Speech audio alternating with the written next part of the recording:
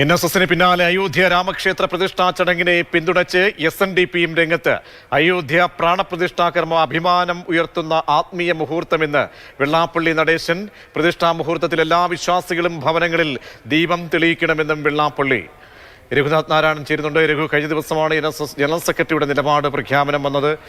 എന്താണ് SNDP പറയുന്നത്?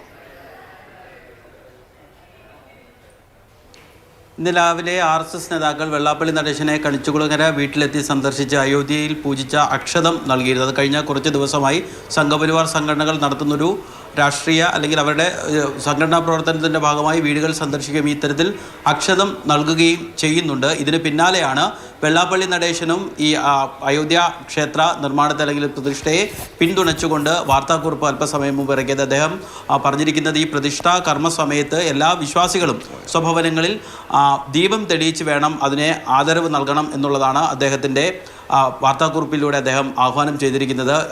പ്രജീഷ് പറഞ്ഞതുപോലെ തന്നെ കഴിഞ്ഞ ദിവസം NSSും സമാനമായ രീതിയിൽ അയോധ്യയിലെ ക്ഷേത്ര നിർമ്മാണത്തെയും അനുകൂലിച്ചുകൊണ്ടും അവിടുത്തെ പ്രതിഷ്ഠാ കർമ്മത്തെ പ്രകീർത്തിച്ചുകൊണ്ടും വാർത്താക്കുറിപ്പ് ഇറക്കിയിരുന്നു. ഇതിനെ CPM അടക്കമുള്ള രാഷ്ട്രീയ സംഘടനകൾ തള്ളുകയും ചെയ്തിരുന്നു. ഇതിന് പിന്നാലെയാണ് SNDPയും ഇതിന് പിന്തുണയുമായി രംഗത്തെത്തിയിരിക്കുന്നത്. ശരി, രഘുവാണ് വിവരങ്ങൾ നൽകിയത്.